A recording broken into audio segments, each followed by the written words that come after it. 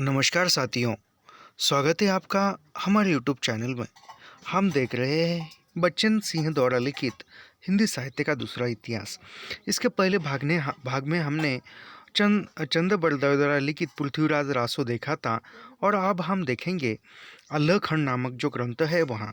अल्लाहखंड यह जो है अल्लाहखंड अल्लाहखंड जगनिक ने लिखा था। जगनिक इनके रचयिता है और वे महोबा नरेश परमाल के दरबारी कई थे। जगनिक जो थे वह महोबा नरेश यानी महोबा के जो राजा थे उनके दरबार में राजकवि थे।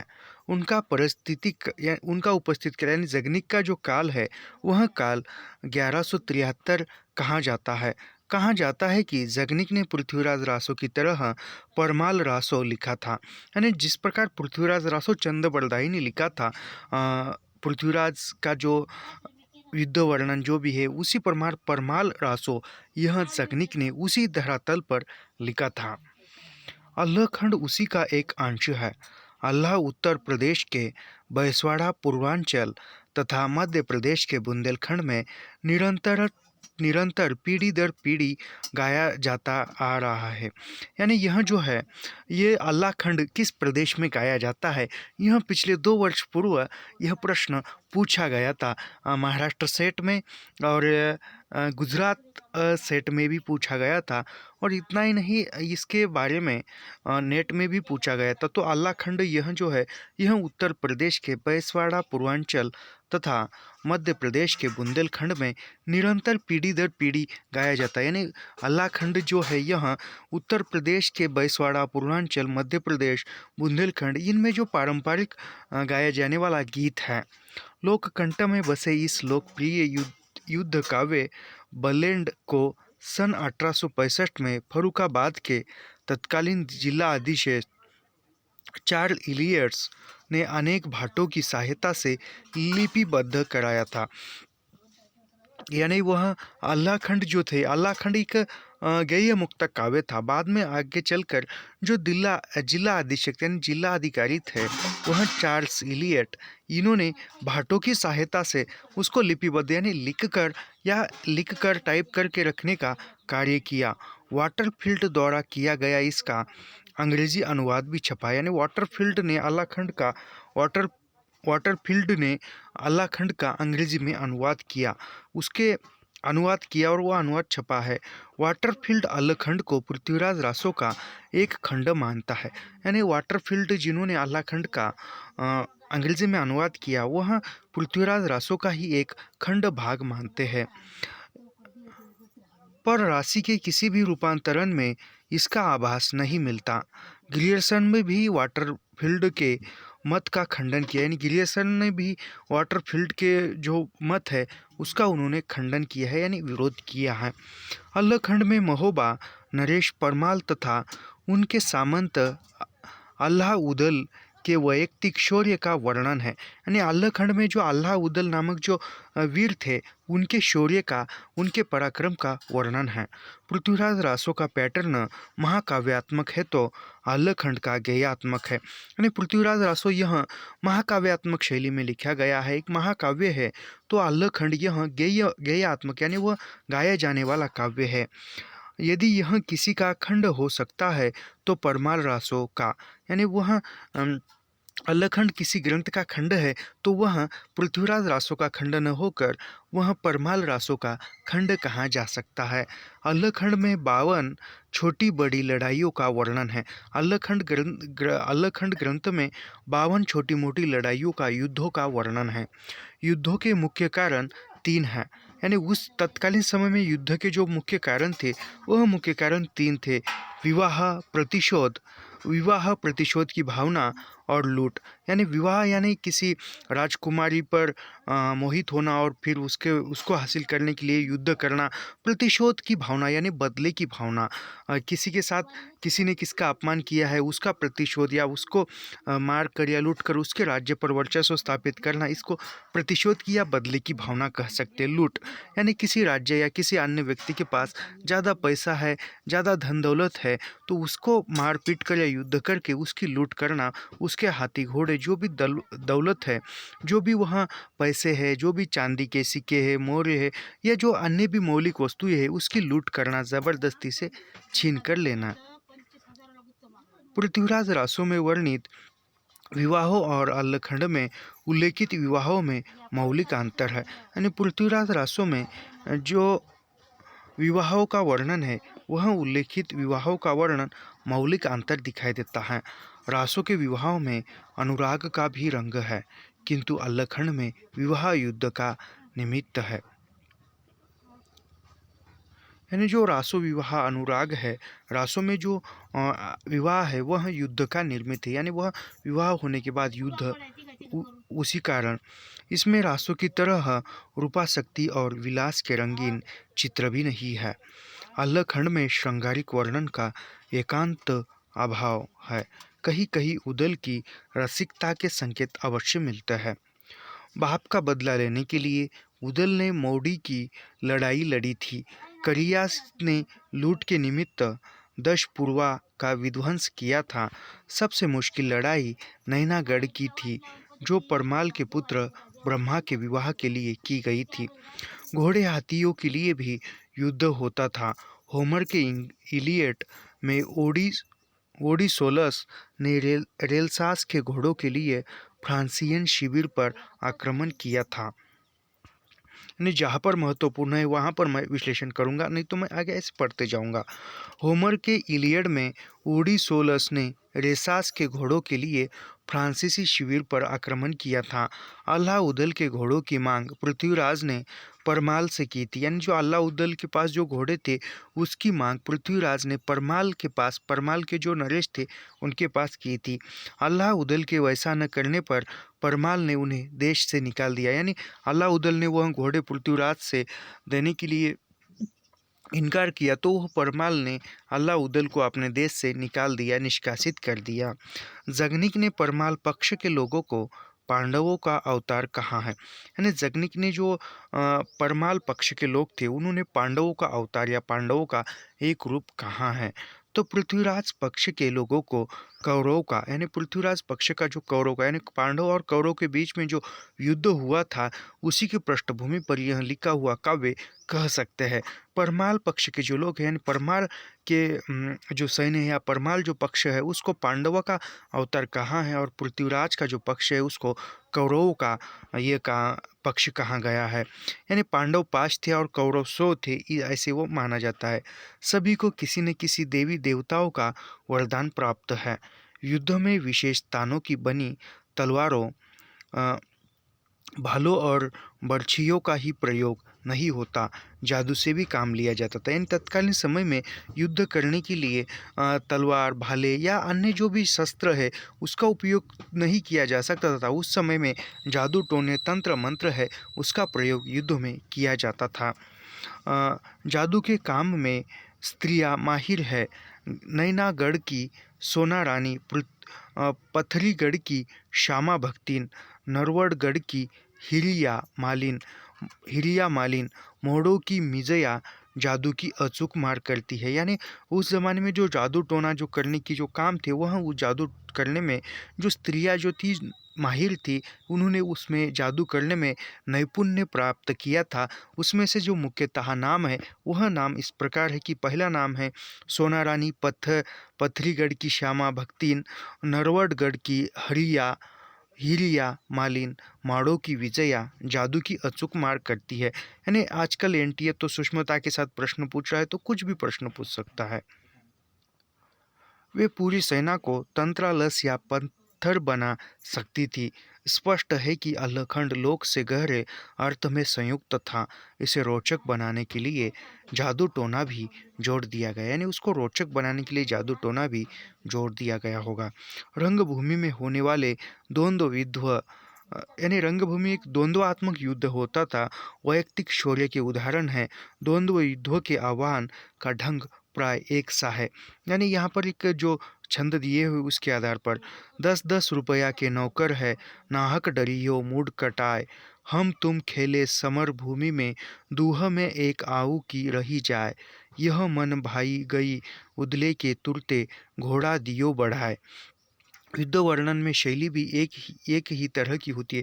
यानी जो युद्ध वर्णन करने में जो शैली थी, वह शैली एक ही प्रकार की थी। और गोला छूटन लागे सर सर तीर रहे सन्नाए, गोला लागे जेही हाथी के मानो चोर सेंध है जाए। यानी जो गोला लागे गोला लागे जोन ऊँट के सो गिरी पर चतका खाए, खट खट खट खट ले तेगा बोले बोले छपक छपक तलवार, चले चले जुनबी ओ गुजराती ऊना ऊना चले बिलासत क्यार, तेगा चमके बर्तनवान के कटी कटी गिरे सुहरा व जवान। यानी वो युद्ध का वर्णन है। अल्लाखंड की भाषा इस तथ्य की गवाही देती है कि यह बहुत परिवर्तित रचना है। अपभ्रंश अपभ्रंश या अवहट्ट से इसका कोई संबंध नहीं। यानी अपभ्रंश या अवहट्ट जो भाषा थी, उसका संबंध अल्लाखंड में कहीं दिखाई नहीं देता था। विला विलायत शब्द से प्रतीत होता है कि अंग्रेज़ों के आगमन के बाद 18वीं शताब्दी में रचा गया। यानी वो विलायत जो शब्द है, वह अंग्रेज़ों के लिए कहा जाता है। तो फिर अंग्रेज़ आने के 18वीं शताब्दी के बाद में रचा गया यह ग्रंथ मालूम होता है। अल्लाह उदल की वीरता की कथाएँ लोगों में प्रचलित थी। यानी अलाउद्दीन जो सरदार थे, वह वीर थे, वह युद्ध करने में नैपुण्य थे। उनकी जो वीरता की जो कथा है, वह लोगों में सामान्य जनमानस में प्रचलित थी। किसी भाट ने इन्हें छंदोबद्ध कर दिया। यानी जो अलाउद्दीन की जो कथाएं हैं, उसी कथा को किसी भाट ने छंदोबद्ध करके लिख कर रखने का काम किया है। जाति पाति की प्रथा और भी संकीर्ण हो गई थी। राजपूतों में भी कान्य कुब्जों की तरह ऊंच नीच का भाव आ गया था। यानी जातिवाद जो है, जाति में जो मतभेद है, ऊंच नीच था, वह उस जमाने में थी। और राजपूतों में भी, जो राजपूत थे उसमें भी दो जातियाँ थी, कान्य कुब्जों की तरह। यानी जो कान्य कुब्जो ऊंच नीच का भेदभाव मानते थे, उसी प्रकार राजपूतों ने भी वह भेदभाव था। पृथ्वीराज कान्य कुब्जो यह ब्राह्मणों में उच्च नीचता थी, उसी प्रकार राजपूतों में भी उच्च नीचता थी। पृथ्वीराज रासों में एक नैतिक स्तर है, पर अल्लाखंड में नैतिकता को किनारे कर दिया गया है। पृथ्वीराज रासो एक नैतिकता के स्तर को लेकर चलता है। अल्लाखंड ने जो नैतिकता को किनारे कर दिया, यानी अलग कर दिया है, निकाल दिया है। गंगा उठाकर भी वचन का पालन न करना, शरबत और भोजन में विष मिलाना, दूल्हे को अकेले बुलाकर अंधकूप में डाल देना सामान्य बात हो गई थी। यानी वह गंगा उठाकर भी वचन का पालन न करना, यानी प्रण लेना और उसका पालन न करना, शरबत और भोजन में विष मिलाना, दूल्हे को अकेले बुलाकर अंधकूप में डाल देना, यानी अंधेरे कुएं में धकेल देना, यह जो बात थी सामान्य हो गई थी, तो इसको छोड़ने का प्रयास किया है। विवाह विकट कर्म था, आधे मड़ये भावरी धूमे, आधे मुझी चले तरवारी, क्षत्रियों की आयु का आदर्श था। 12 बरिस ले कुकुर जीवे, ओ 13 ले जिए सियार, बरस 18 छत्री जीवे, आगे जीवन को धिक्कार। यह जो पंक्ति है बहुत बार पूछी गई है। यह परमार रासो की जखनिक के द्वारा लिखी हुई पंक्ति है। यह बहुत बार पूछी गई है। मेरे ख्याल से नेट में पूछी गई है, सेट में पूछी गई है, पेट में भी पूछी गई है, और जो पीएचडी के लिए एंट्रेंस एग्ज़ाम होती है, यह मौलाना आज़ाद विश्वविद्यालय के एंट्रेंस एग्ज़ाम में भी पूछी गई यह पंक्ति है। जो भी हो आषाढ़ आया नहीं कि गांव गांव ढोलक की थाप पर अधेड़ों के कंठ फूट पड़ते हैं। यानी वहाँ आषाढ़ माह आने के बाद गांव गांव में एक त्योहारों का उत्साह उमड़ आता है। सदा तैरैया ना बन फूले, यारो सदा न सावन होय, स्वर्ग मड़ैया सब काहू को, यारो सदा न जीवे कोय। जय प्रकाश, और यहाँ पर जो परमार रासो है, वह यहाँ पर अल्लाखंड है, यह खत्म होता है। और यहाँ से जय प्रकाश और जय मयंक जसचंद्री यह ग्रंथ प्रारंभ होता है। पृथ्वीराज चौहान के टक्कर लेने वाला राजा कन्नौज का जयचंद था। यानी पृथ्वीराज को युद्ध करने वाला, पृथ्वीराज का विरोध करने वाला, उसको टक्कर देने वाला, यानी पृथ्वीराज से ज़्यादा शक्तिशाली जो था राजा था वह कन्नौज का जयचंद था। उसी को लेकर यह जयप्रकाश और जयमयंक जसचंद्री का यह ग्रंथ लिखा हुआ है। पृथ्वीराज रासों में दोनों के युद्ध का वर्णन कनौज समय में मिलता है।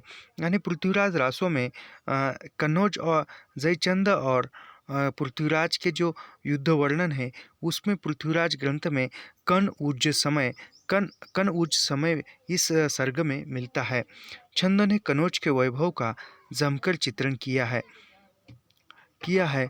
जब पृथ्वीराज रासो लिखा जा रहा है, परमार रासो लिखा जा सकता है। यानी पृथ्वीराज रासो लिखा जा रहा है उस प्रकार का, तो परमार रासो भी उसी प्रकार का लिखा जा सकता है।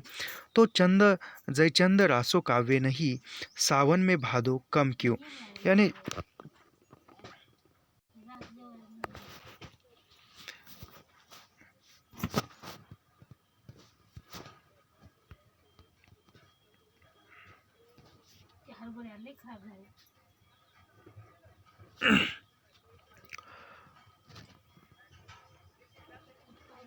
जयचंद रासो क्यों नहीं लिखा। जयचंद परमार रासो लिखा जा सकता है तो जयचंद रासो क्यों नहीं, यानी जयचंद रासो क्यों नहीं लिखा जा सकता। सावन में भादो कम क्यों, यानी सावन में भादो कम क्यों, ऐसा वो कहते हैं। कन्नौज से राशि तक उसके राज्य का विस्तार था। यानी कन्नौज से काशी तक का जो प्रदेश था वहाँ उस जयचंद के राज्य का विस्तार था। वहाँ पर वह पृथ्वीराज से प्रतिस्पर्धा करता था। यानी कन्नौज के राजा जो जयचंद था वह पृथ्वीराज के प्रतिस्पर्धा करता था। दिल्ली के चौहानों, महोबे के चंदलों और कन्नौज के गढ़वालों में छोटे बड़े युद्ध होते ही रहते थे। अंत अनुमान किया जा सकता है कि जयचंद की प्रशस्ति में भी कुछ न कुछ लिखा गया होगा। यानी जयचंद की जो प्रसिद्धि थी उसके पक्ष में भी कुछ ना कुछ लिखा जा होगा। कहा जाता है कि भट्ट केदार ने जयचंद प्रकाश और मधुकर कवि ने जयमयंक जसचंद्रिका में जयचंद की प्रशस्तियाँ लिखी। यानी वह जयचंद का जो वर्णन है वह वर्णन जयचंद प्रकाश ग्रंथ में और मधुकर कवि के जयमयंक जसचंद्रिका इन दोनों ग्रंथों में मिलता है। ये दोनों महाकाव्य थे। इनका उल्लेख सिंहालय दयालदास ने के ग्रंथ राठौरली ख्यात में हुआ है। इस ख्यात में कन्नौज का वृत्तांत उपर्युक्त दोनों पुस्तकों के आधार पर लिखा गया है, पर दोनों ही ग्रंथ यानी जो राठौरली ख्यात है यह दो ग्रंथ भी अपर्याप्त, यानी वह मिले नहीं है। प्राकृत पैगलम और हिंदी के कवि, यानी प्राकृत पैगलम और हिंदी के जो कवि है यह हम देखेंगे।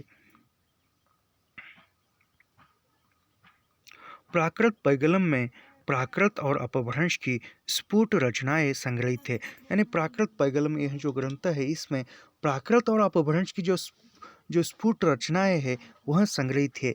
यह छंद शास्त्र संबंधी पुस्तक है। प्राकृत पैगलम यह छंद शास्त्र संबंधी पुस्तक है। हिंदी के पारंपरिक भाषा रूप और छंद को समझाने के लिए यह प्रामाणिक ग्रंथ है। यानी जो हिंदी के जो प्रामाणिक जो शब्द है वह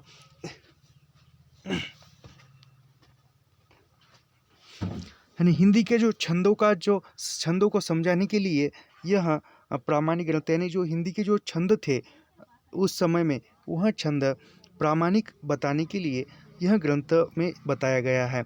इसका संग्रहालय सामान्यतः 14वीं शताब्दी का पूर्वार्ध बताया जाता है। यानी वह प्राकृत पैगलम का जो संग्रह काल 14वीं शताब्दी माना जाता है। यानी प्राकृत पैगलम ग्रंथ का जो समय है वह 14वीं शताब्दी का पूर्वार्ध। सुनीति कुमार चाटुर्या इसे 15वीं शताब्दी के आरंभ का संग्रह कहते हैं। यानी सुनीति कुमार चटर्जी, ये चाटुर्या यानी चटर्जी होगा मेरे ख्याल से, सुनीति कुमार चाटुर्या यह प्राकृत पैगलम का समय 15वीं शताब्दी कहते हैं। किंतु खेद है कि इसके संग्रहकार का पता नहीं, यानी किसने इसका संग्रह किया है यह पता नहीं है। इसमें शौरसेनी यानी प्राकृत पैगल में शोरसेनी अपभ्रंश के छंदों की संख्या अधिक है। यानी शोरसेनी और अपभ्रंश के जो छंद थे वह उस छंदों की संख्या प्राकृत पैगलम में अधिक है, ज़्यादा है। इन पर पश्चिमी हिंदी का प्रभाव देखा जा सकता है। यानी जो पश्चिमी हिंदी थी, पाश्चात्य हिंदी थी, इसका प्रभाव देखा जाता है। पूर्वी हिंदी का प्रारंभिक रूप वर्णन वर्ण रत्नाकर और उक्ति व्यक्ति प्रकरण में मिलेगा। यानी जो पूर्व की तरफ की जो हिंदी थी उसका जो रूप है उसका रूप वर्ण रत्नाकर और उक्ति व्यक्ति प्रकरण इस ग्रंथ में मिलेगा। प्राकृत पैगलम में 3 रचनाओं को संग्रहित किया गया है। यानी प्राकृत पैगलम इनमें 3 रचनाओं का संग्रह है, 3 रचनाओं को संकलित किया गया है। उनमें उनमें से भनिता के आधार पर कुछ ही रचनाओं के नामों का पता पाया गया है। बब्बर विद्याधर, जज्जल और हरिब्रह्मा के नाम ही ज्ञात हो सके हैं। इन कवियों का महत्व भाषा की दृष्टि से भी है और सामाजिक सांस्कृतिक स्थितियों के वैविध्य भी अभिव्यक्ति की दृष्टि से भी समाज के निम्न वर्गों का इतना सटीक चित्रण संस्कृत साहित्य में कम ही मिलता है। इस दृष्टि से बब्बर की संस्कृत रचनाएं अधिक महत्वपूर्ण हैं।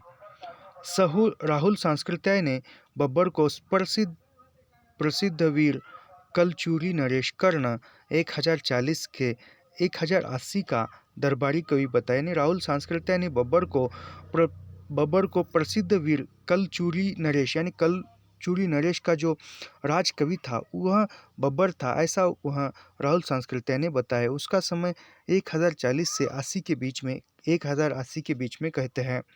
उन्होंने काव्यधारा में कुछ उन रचनाओं को भी बब्बर रचित माना है। यानी बब्बर को कुछ काव्यधारा के रचनाओं का रचयिता माना है जिनमें बब्बर का नाम नहीं है। इनके बारे में उन्होंने संदेह भी प्रकट किया। जिन रचनाओं में बब्बर का नाम नहीं वह बब्बर की है। यानी जिन रचनाओं में बब्बर का नाम नहीं है वह बब्बर की रचनाएं हैं। इनमें संदेह है मगर कर्णकालिक जरूर है, किंतु जिनमें बब्बर का नाम है उनके बारे में कोई संदेह नहीं है। संभवतः बब्बर कवि का उपनाम है। बब्बर जो है यह कवि का उपनाम है, मूल नाम इन्होंने बताया नहीं है, बाद में पता चलेगा। वह कर्ण की प्रशंसा करता हुआ लिखता है। यानी बब्बर ने कर्ण की प्रशंसा की है। वह लिखता है, चल गुज्जर कुंचर तेजी मही, तू बब्बर जीवन अजू मन नहीं जई कुपिय कन नरेश बरा, रण को हरि को हर बज हरा। अर्थात हे गुर्जर राज, हाथियों को त्याग कर धरती पर चलो।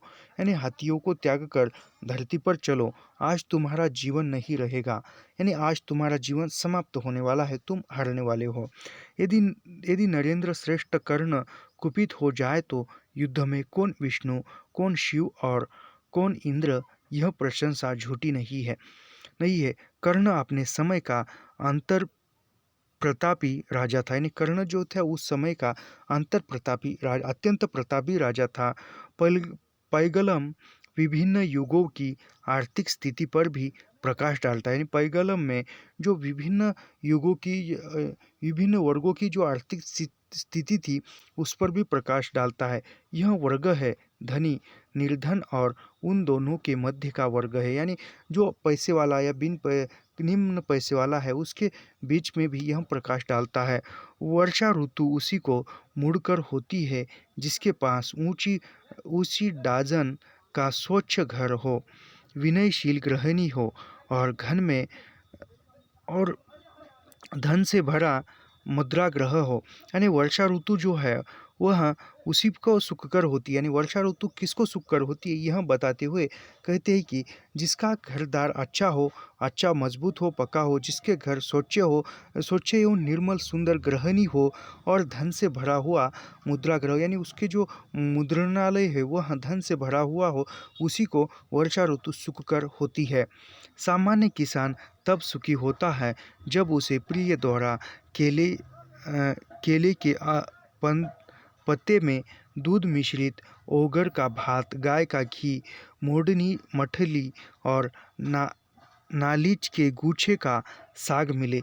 यानी वह किसान जो है वह किस समय सुखी होता है, वह घर में प्रिय के द्वारा यानी उसके पत्नी के द्वारा केले के पत्ते पर मिश्रित दूध और दूध मिश्रित अवगर का भात, गाय का घी, मोइनी मछली, मठनी मठली और नालिब के गुच्छे का साग मिले तब वह खुशी होता है। कुछ कविताओं में जिनमें बब्बर का नाम तो नहीं है, पर राहुल जी के मतानुसार वे बब्बर की है। यानी कुछ कविताओं में या कुछ पंक्तियों में बब्बर का नाम नहीं है, मगर राहुल सांस्कृत्य उन कविताओं को भी बब्बर की रचनाएं कहते हैं। ऋतुकाल के शीतकाल में जब ठंड पड़ुआ हवा चलने लगती है, यानी शीतकाल में सर्दी के मौसम में जब ठंडी हवाएं चलने लगती है, ओलों की वृष्टि होती है, तो करीब लोग हाय पैर समेटकर अपनी पीठ की ओर से आग तापते हुए जीवन निर्वाह करते हैं। यानी वहाँ ठंड के मौसम में ज़्यादा ठंड हवाएं चलने लगती है, ओले की वृष्टि यानी जो बर्फ़ की वर्षा होती है ठंड के मौसम में, तो वह कुछ लोग जो है वह आग जलाकर आग की ओर पीट कर के जीवन निर्वाह करते हैं। यानी वह अपना जीवन भी जीते हैं और ठंड से भी बचने का प्रयास करते हैं। इसी तरह एक अन्य ठंड में कहा गया है कि निर्धनों के लिए वृद्धि, शुद्धि, दान, मान और गर्व क्या। यानी जो निर्धन है, निर्धन के लिए जीवन निर्वाह करते हैं। इसी तरह एक अन्य ठंड में कहा गया है, यानी जो निर्धन के लिए बुद्धि, शुद्धि, दान, मान और गर्व क्या। यानी जो निर्धन है उसको बुद्धि, शुद्धि, दान, मान कुछ भी नहीं होता है, वह केवल निर्धन है तो वह केवल जीने के लिए जीता है। ये तो उनके पास होती है जिसकी हथेली में विद्युत रेखा के समान द्रव्य नृत्य करता रहता है। सामंती व्यवस्था में भी गरीब अमीर थे, पूंजीवाद व्यवस्था में भी थे। यानी सामंत के पास भी गरीब अमीर थे और जो पूंजीवादी थे उसके पास भी यह व्यवस्था थी गरीबी और अमीरी की।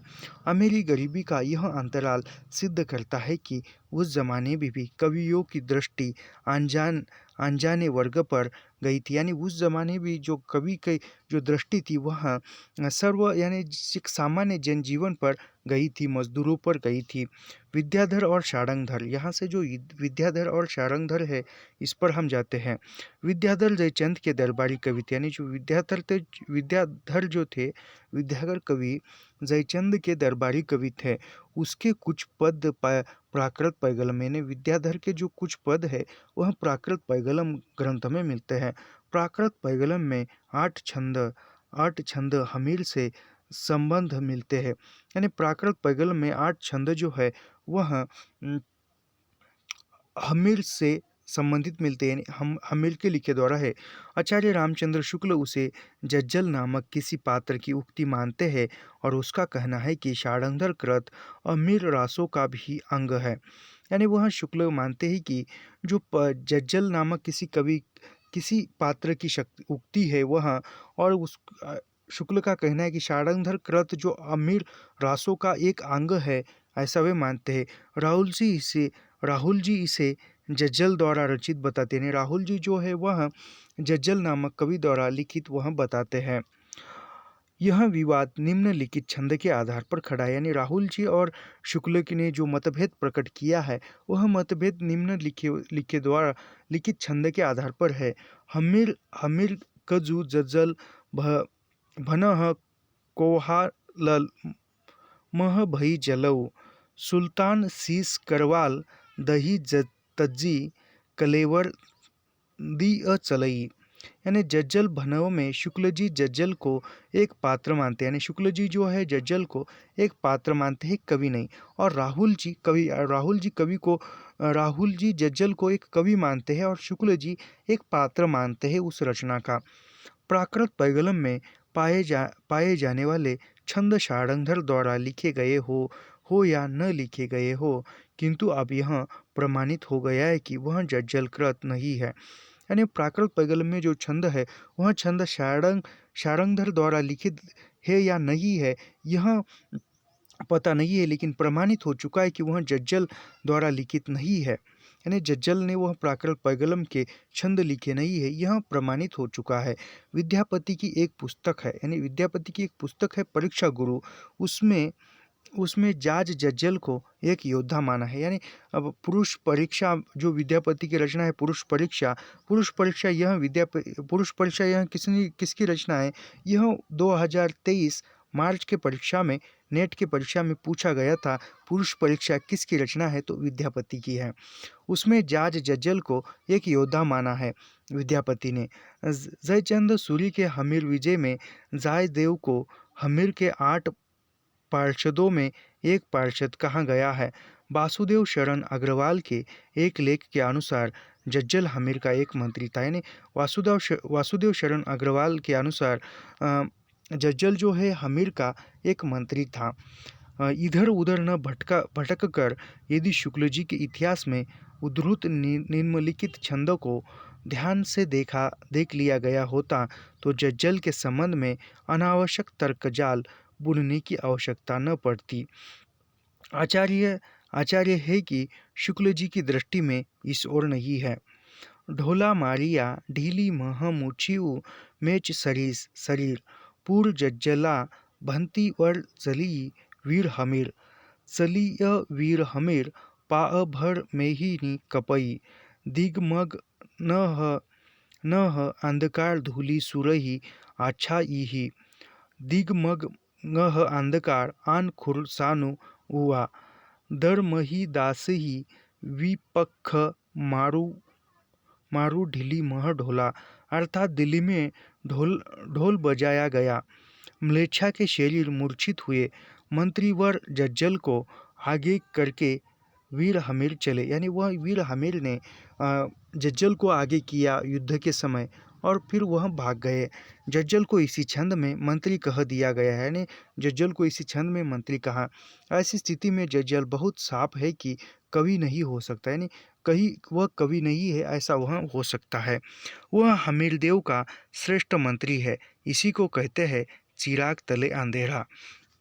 यानी वह जो है जज्जल जो है वह हमीरदेव का श्रेष्ठ मंत्री है, वह कवि नहीं है, इसी को कहते हैं कि चिराग तले अंधेरा। यह परीक्षा में पूछे जाने योग्य कथन है, तो यह कथन बच्चन सिंह का है, याद रखिए।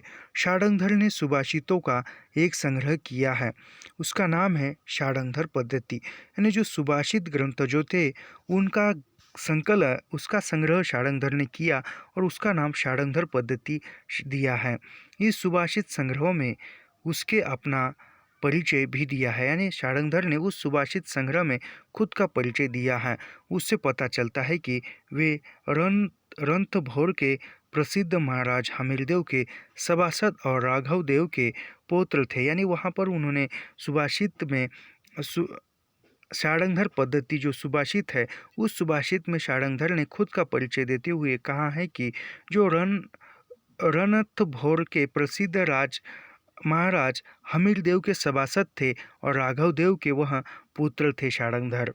इस संबंध से परंपरा से चली आती हुई यह प्रसिद्धि की षाडंधर ने हमीर रासो नामक काव्य लिखा था। यानी षाडंधर ने हमीर रासो नामक एक काव्य लिखा था। पुष्टि हो जाती है प्राकृत पैगलम के इन छंदों की भाषा परिनिष्ठित अपभ्रंश के आगे बढ़ी हुई है। यानी जो परिनिष्ठित अपभ्रंश थी उसके आगे बढ़ी हुई भाषा प्राकृत पैगलम की है, पता चलता है। इस पुराने राजस्थानी की स्पष्ट छाप है। अंत शुक्ल जी का अनुमान सत्य के अधिक निकट मालूम पड़ता है। शुक्ल जी ने जो अनुमान प्रकट किया था वह जज्जल जो है वह एक पात्र है, वह एक मालूम पड़ता है, सही मालूम पड़ता है, यानी वह सही है। हमीरदेव और अलाउद्दीन का युद्ध सन 1300 में हुआ था। यानी हमीरदेव और अलाउद्दीन के बीच जो युद्ध हुआ था उसका जो समय है उसका समय 13वीं शताब्दी था। उस युद्ध में महाराज हमीरदेव वीरतापूर्वक लड़ते हुए मारे गए। यानी हमीरदेव जो थे एक वीरतापूर्वक लड़ रहे थे, तो वह लड़ाई में मारे गए थे। अंत हमीर रासों का रचनाकाल 14वीं शताब्दी का मध्य माना जा सकता है। यानी वह हमीर रासों का जो रचनाकाल है वह 14वीं शताब्दी है, क्योंकि वह 14वीं शताब्दी का मध्य भाग माना जा सकता है। प्राकृत पैगलम में तरह तरह के छंद संग्रहित है, यानी प्राकृत पैगलम में अनेक तरह तरह के छंद संग्रहित है। 11वीं से लेकर 14वीं शताब्दी तक लिखे हो सकते हैं, यानी 11वीं से लेकर 14वीं शताब्दी तक जो भी छंद लिखे गए हैं वह छंद प्राकृत पैगलम में संग्रहित है। यह प्राकृत पैगलम में पाए जाने वाले ये छंद षाडंगर के ही है, तो उसे कुंडलिया छंद का प्रथम प्रयोक्ता माना जा सकता है। यानी प्राकृत पैगलम में जो पाए जाने वाले छंद है वह षाडंगर के है, तो इसी के आधार पर कुंडलिया छंद का प्रवक्ता षाडंगर को ही कहा जा सकता है। चूँकि प्राकृत पैगलम में 300-400 वर्षों में लिखी हुई कुछ रचनाओं को चुना गया है, यानी 3-4 वर्षों में रचनाएं लिखी जा चुकी है उनका भी कुछ उल्लेख प्राकृत पैगलम में मिलता है। इसलिए उसकी भाषा में भी वैविध्य मिलता है, यानी उसकी भाषा में भी विभिन्नता मिलती है। इसके कुछ उदाहरणों की भाषा परिनिष्ठित अपभ्रंश है, तो कुछ भाषा पर डिंगल और पिंगल का प्रभाव है। यानी कुछ जो भाषा है उदाहरणों की वह परिनिष्ठित अपभ्रंश है, तो कुछ जो है डिंगल और पिंगल का प्रभाव है। 14वीं शताब्दी के अंत तक अपभ्रंश का ढांचा शिथिल हो जाता है और नव्य आर्य भाषाओं का उदय हो जाता है। यानी 14वीं शताब्दी के अंत तक, यानी 14वीं शताब्दी के समाप्ति तक और 15वीं शताब्दी के प्रारंभ में ही जो अपभ्रंश का जो ढांचा था वह ढांचा शिथिल हो चुका था, यानी वह समाप्त होने के कगार पर था और वहाँ से एक नव्य आर्य भाषाओं यानी नई आर्य भाषाओं का उदय होता है। इसे षाडंगर के रणमल छंद में ही देखा जा सकता है, जो 14वीं शताब्दी के आरंभ की रचना है। 14वीं शताब्दी के उत्तरार्ध में विद्यापति ही एक ऐसे कवि दिखाई देते हैं जो एक और अवहट्ट शिथिल अपभ्रंश तो दूसरी ओर हिंदी मैथिली में लिखते हैं। यानी विद्यापति जो है 14वीं शताब्दी के उत्तरार्ध में विद्यापति कवि दिखाई देते हैं, यानी 14वीं शताब्दी के उत्तरार्ध में विद्यापति का आगमन होता है और जो उन्होंने जो एक और यानी उन्होंने अवहट्ट जो भाषा थी वह शिथिल अपभ्रंश यानी अवहट्ट भाषा जो शिथिल अपभ्रंश यानी अपभ्रंश छूटती जा रही थी, तो दूसरी ओर हिंदी मैथिली में लिखते हैं, हिंदी और मैथिली में भी लिखते हैं। अब यहाँ से विद्यापति देखते हैं। विद्यापति का समय जो है वह 1360 से लेकर 1448 तक विद्यापति का समय माना जाता है।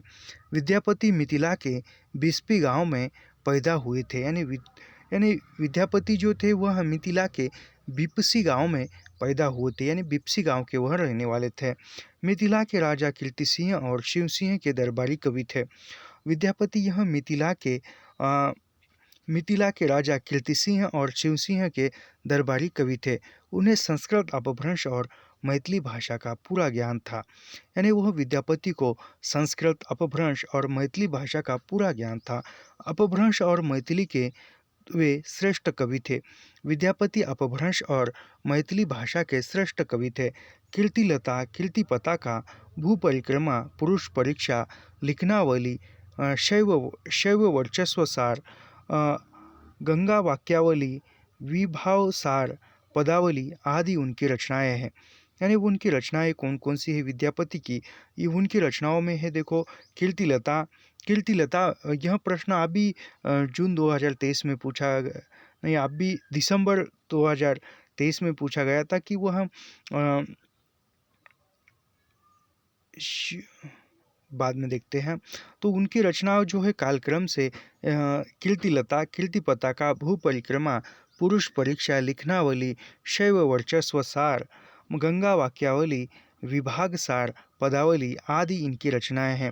इनमें भाषा की दृष्टि से कीर्तिलता और काव्य सौंदर्य की दृष्टि से पदावली विशेष लोकप्रिय है। यानी वह भाषा की दृष्टि से देखते हैं तो कीर्तिलता श्रेष्ठ है और काव्य सौंदर्य की दृष्टि से पदावली लोकप्रिय है। कीर्तिलता कीर्ति सिंह के प्रीत्यत्व लिखी गई तो पदावली स्वांत सुखाय और शिव सिंह लखमादेवी के प्रीत्यार्थ लिखी है। यानी वह कीर्तिलता में जो कीर्ति सिंह है उसका चित्रण है और पदावली में स्वांत सुखाय के लिए शिव सिंह और लखमा देवी का वर्णन है।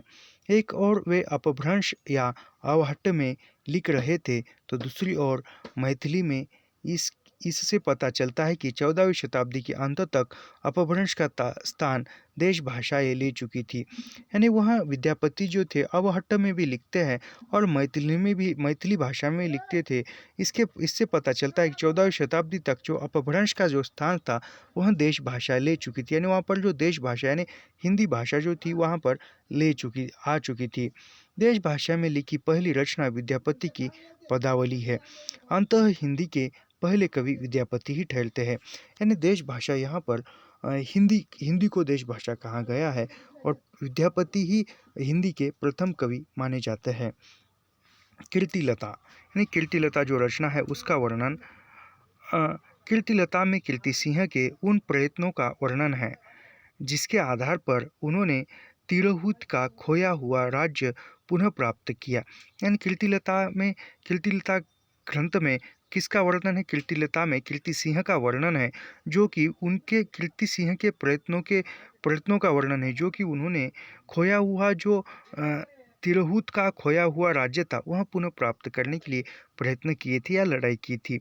वर्णन मूलतः अतिशोक्तिपूर्ण और प्रशस्तिपरक है। फिर भी उन्होंने अपने समय के अंतर्विरोध हो राजाओं की नाक के नीचे होने वाले अत्याचारों का यथास्थान उल्लेख किया है। यानी जो भी वह अंतर्गत विरोध थे, राजाओं के जो भी अत्याचार थे, यह इनका भी उल्लेख हुआ है। कीर्तिलता का महत्व इसी दृष्टि से है कि काव्य की दृष्टि से नहीं, कीर्तिलता द्वारा भाषा के बदलाव को भी पहचाना गया है। यानी कीर्तिलता काव्यों की दृष्टि से भी उसका महत्व है, लेकिन कीर्तिलता में जो भाषा का जो परिवर्तन है, भाषा का जो बदलाव है, उसके द्वारा ही उसको पहचाना जाता है। मिथिला के राजा गणेश्वर को अल्लान नामक सुल्तान ने छल पूर्वक मार डाला। यानी मिथिला के जो राजा थे गणेश्वर, उसको अल्लान नामक किसी सुल्तान ने एक छल पूर्वक धोखे से मार डाला। राजकुमार कीर्ति सिंह बाप की मृत्यु का बदला लेने और तिरहुत राज्य को पुनः प्राप्त करने के लिए व्याकुल हो उठे।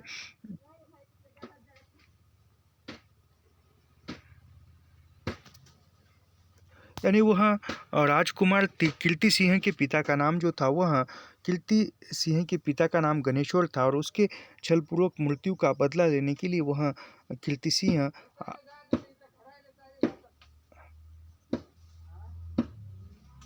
तिरहुत के राजा से बदला लेने के लिए वह व्याकुल हो उठा। जापपी की मुहड़ी संपजी औरेन कीर्ति सिंह जौनपुर के बादशाह इब्राहिम शाह 1303 की शरण में जा पहुँचे। शाह की सहायता से उन्होंने अल्लान को मार भगाया और तिरहुत को अपने अधिकार में ले लिया। यही है 4 पल्लवों में लिखा गया कीर्तिलता का सार। यानी उसमें जो कीर्ति सिंह ने जो युद्ध किया और उसमें उस पर वर्चस्व स्थापित किया, यही उसका मूल केंद्र में रखकर कीर्ति सिंह की लड़ाई और उस पर विजय, यही उस कीर्तिलता ग्रंथ का सार है। कीर्तिलता में राजाओं, बादशाहों, नगरों, युद्धों का वर्णन एक बंधी हुई परिपाटी पर किया गया है।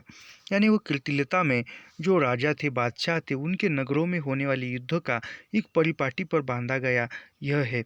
हर राजा प्रतापी में विक्रमादित्य को पछाड़ देता है, दान में बलि और कर्म को काफ़ी पीछे छोड़ देता है, भोग में इंद्र बहुत पीछे रह जाते हैं, राजा चाहे बड़ा हो या छोटा सब एक से होते हैं, सामंती विशेषताओं को खूब बढ़ा चढ़ाकर हर राजा पर चपसा कर दिया जाता है। विद्यापति ने भी वही किया है, अन्यों की अपेक्षा कुछ ज़्यादा ही नहीं। यानी जो पारंपरिक जो वर्णन था वही वर्णन विद्यापति ने भी किया है।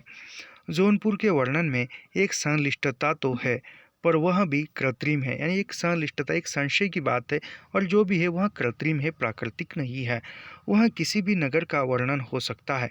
मुझे लगता है कि विद्यापति जौनपुर कभी नहीं गए थे। यानी वह विद्यापति ने जो जौनपुर का वर्णन किया है, तो पता चलता है कि विद्यापति जौनपुर कभी गए ही नहीं थे, फिर भी उन्होंने वर्णन किया है। यदि गए होते तो गोमती का उल्लेख अवश्य करते। यानी यदि विद्यापति जौनपुर गए होते तो जौनपुर में जो गोमती नदी है उसका वह उल्लेख अवश्य करते थे, लेकिन उन्होंने किया नहीं। बनारस का वर्णन करते समय यदि कोई गंगा को ही छोड़ दे तो वह बनारस का वर्णन नहीं हो सकता। गोमती के बिना जौनपुर की पहचान ही नहीं बनती। यानी कोई बनारस का वर्णन कर रहा है तो वह गंगा नदी को छोड़ नहीं सकता। उसी प्रकार कोई गोमती नदी का छोड़कर जौनपुर का वर्णन करता है तो वह जौनपुर की पहचान नहीं बनती है, ऐसा वह बच्चन सिंह कहते हैं। इब्राहिम शाह का दरबार संपूर्ण पृथ्वी मंडल के ऊपर था। यानी इब्राहिम शाह जो था उसका जो वर्चस्व था वह संपूर्ण पृथ्वी मंडल के ऊपर था। वहाँ प्रत्येक व्यक्ति को अपना हक मिलता था, यानी प्रत्येक व्यक्ति को अपना अधिकार, अपना हक मिलता था। दुख सुख में बदल जाता था और संसार का भय भाग जाता था। यानी कहा जाए तो एक जन सामान्य का एक दुख सुख में बदल जाता था। यानी दुख जो है सुख में बदल, यानी कहा जाए तो एक क्या बोलेंगे हम उनको, एक सर्वसामान्य का एक लोकशाही युक्त राज्य कह सकते हैं। लेकिन उसी की नाक के नीचे हिंदुओं पर तरह तरह के अत्याचार होते रहे। यानी इब्राहिम शाह के दरबार में सब कुछ हर व्यक्ति को अपना अधिकार मिलता था, दुख जो है सुख में बदलता था। लेकिन उसी राज्य में या उसी के अधिकार के नीचे हिंदुओं पर तरह तरह के अन्याय अत्याचार होते रहे। तुर्कों को देखकर ऐसा लगता था कि वे हिंदुओं को निकल जाएंगे। यानी तुर्क जो थे वह हिंदुओं पर अन्याय अत्याचार करते थे। ऐसा लगता था कि वह हिंदुओं को निगल जाएंगे, यानी खत्म कर जाएंगे। कवि व्यंग्य करता है, यानी कवि एक व्यंग्यात्मक भाषा में कहते हैं, अहिसो जसु प्रतापे रह चिरचीव सुरुतान। यानी सुल्तान के प्रताप में ऐसा भी होता है, फिर भी सुल्तान चिरंजीवी रहे। यानी सुल्तान के राज्य में ऐसा अन्याय अत्याचार भी होता है, फिर भी वह चिरंजीवी रहे, जीवित रहे, चिरकाल जीवित रहे। सुल्तान की बात तो सुल्तान जाने, किंतु उसके राजपुरुषों द्वारा हिंदुओं पर अत्याचार होता रहा। यानी सुल्तान की जो भी बात है वह सुल्तान जाने, यानी राजपुरुषों के द्वारा जो सुल्तान है वह अत्याचार अत्याचार होता रहा। यानी वह अन्याय हिंदुओं पर वह अन्याय अत्याचार करता रहा। इतिहास का एक पक्ष यह है, इस पर पर्दा नहीं डाला जा सकता। यानी जो भी ऐतिहासिक बातें हैं वो उस पर पर्दा नहीं डाला जा सकता, उसको छुपाया नहीं जा सकता। यह इतिहास का एक पक्ष है, यानी एक स्पष्टता या एक न्याय। यह एक इतिहास का पक्ष है कि उसमें स्पष्टता हो, सत्यता हो। सेना के चलते समय चाहे महाराज रघु की सेना का परिणाम हो या इब्राहिम शाह की सेना का, धरती डगमगा उठती है, शेषनाग विकल हो जाते हैं और ब्रह्मा विष्णु महेश चिंताग्रस्त अपने कथानक का पराक्रम दिखाने के लिए विद्यापति भी देवताओं, गंधर्व, विद्याधरों आदि को आकाश में खड़ा करने में किसी से पीछे नहीं। ऐसा माना जा सकता है कि जो युद्ध के लिए जो सेना निकलती थी, जब वो धरती जो थी कांपती थी, धरती के नीचे जो शेषनाग है वह शेषनाग विकल हो जाता था। ब्रह्मा विष्णु जो अन्य देवी देवता है वह आकाश में आ जाते थे और वह उनके पराक्रम जादू की दिखाई देते थे। ऐसा जो वर्णन किया है, ऐसा वर्णन भी विद्यापति ने भी किया है। उसमें जो है चाहे वह इब्राहिम हो या शाह हो, इन दोनों में युद्ध हो रहा है, सेना निकली हुई है, धरती जो है काँप रही है। शेषनाग जो है जिसके सिर पर पूरी धरती समाई हुई है वह शेषनाग विकल हो चुका है, तो धरती पूरी काँप रही है, हिल रही है। और आकाश से जो ब्रह्मा विष्णु महेश है वह चिंताग्रस्त, यानी जो देवी देवताएं जो है वह सब धरती का वातावरण देखकर चिंताग्रस्त हो चुके हैं, टेंशन में आ गए हैं। यह जो कथानक का जो पराक्रम है यह विद्यापति में भी दिखाई दिया है। विद्यापति ने देवताओं में गंधर्व, विद्याधरों आदि को आकाश में खड़ा कर, यानी उसमें भी आकाश में गंधर्व, विद्याधरों आदि को वहाँ आकाश में खड़े होकर चिंताग्रस्त हुए हैं। धरती पर युद्ध हो रहा है यह देखकर। जिस वर्णाश्रम धर्म की चिंता मानस में गोस्वामी तुलसीदास ने की है, यानी जो वर्णाश्रम व्यवस्था थी, वर्णाश्रम धर्म था, इसकी चिंता व्यक्त करते हुए गोस्वामी तुलसीदास ने रामचरितमानस में वह वर्णन किया है। उसे विद्यापति के यहाँ भी देखा जा सकता है। यानी विद्यापति ने भी जो वर्णाश्रम धर्म है उसका चित्रण किया है। जाति अजाति विवाह अधम उत्तम का पारक, यह भी पंक्ति पूछी गई है परीक्षा में। जाति अजाति विवाह अधम उत्तम का पारक, उस समय वर्णाश्रम धर्म टूट रहा था, यानी जो वर्णाश्रम धर्म था वह टूट रहा था। अंतर जातीय विवाह की शुरुआत हो चुकी थी। तथाकथित अधम वर्ण के लोग उत्तम वर्ण के लोगों के उद्धार का दावा करने लगे थे। लगता है गौतम बुद्ध के समय से ही वर्णाश्रम धर्म विरोध का जो शोर उठा, उसकी प्रतिध्वनि निरंतर सुनाई पड़ती रही। उसके विरोध में वर्णाश्रम के समर्थक ब्राह्मणों ने एक रक्षा पंक्ति तैयार की। विद्यापति उसी रक्षा पंक्ति के एक सैनिक थे। कीर्तिलता की भाषा को विद्यापति ने अवाट्य कहा। कीर्तिलता की भाषा कीर्तिलता किस भाषा में लिखा गया है या कीर्तिलता की कौन सी भाषा है, यह प्रश्न भी जून 2023 की जून परीक्षा में जून 2023 के नेट की परीक्षा में पूछा गया है कि कीर्तिलता की भाषा कौन सी है। और जो junior lecturer Telangana junior lecture की जो एग्ज़ाम हुई थी पीछे अगस्त माह में 2023 में, उसमें भी यह प्रश्न पूछा गया है कि कीर्तिलता की भाषा कौन सी है। तो कीर्तिलता की भाषा अवाहट्ट है। सये बानी बहु अन बावई, पाव रस को मम न पावई, देसिल बना सबजन मीठा, ते तैसन सब ओ अवहाटा। यह पंक्ति तो बहुत बार पूछी गई है। देसिल बना सबजन मीठा, ते तैसन जब हो अवहाटा। विद्यापति के पहले ही अवहट्ट का उल्लेख ज्योतिश्वर ठाकुर के वर्ण रत्नाकर 1325 में हुआ है। यानी विद्यापति के पहले अवहट्ट भाषा का उल्लेख ज्योतिश्वर ठाकुर द्वारा जो रचित वर्ण रत्नाकर ग्रंथ है उसमें 1325 में हुआ था। राज्यसभाओं में जिस खड्ग भाषा का उल्लेख होता रहा है उसमें एक अवहट्ट भी है। यानी राज्यसभाओं में जो खड्ग भाषा का उल्लेख होता था उसको अवहट्ट कहा जाता है। यह भी प्रश्न पूछा जाता है कि खड्ड भाषा किस भाषा को कहा जाता है, तो खड्ड भाषा जो है वह अवहट्ट को कहा जाता था। अधहमान के संदेश रासक में भी इसका उल्लेख है। यानी जो अधहमान कवि का जो संदेश रासक ग्रंथ है उसमें भी खट्ट भाषा या अवहट्ट का उल्लेख है। प्राकृत पैगलम के टीकाकार वंशीधर के विचार से पैगलम की भाषा भी अवट है। यानी जो प्राकृत पैगलम के जो टीकाकार है वंशीधर, उनके विचार से ही पैगलम की जो यानी प्राकृत पैगलम की जो भाषा है वह भी अवहट्ट ही है। अवहट्ट परिनिष्ठित अपभ्रंश के आगे की विकसित भाषा है। यानी जो अपभ्रंश जो परिनिष्ठित भाषा थी, अपभ्रंश परिनिष्ठित भाषा के आगे की भाषा, यानी जो परिनिष्ठित अपभ्रंश थी उसके विकास की या आगे की भाषा अवहट्ट भाषा है। कीर्तिलता की भाषा देसिल बना तो नहीं है किंतु देश भाषा के निकट है। यानी वो देश भाषा के निकट तो नहीं है, कुछ वैसी ही है।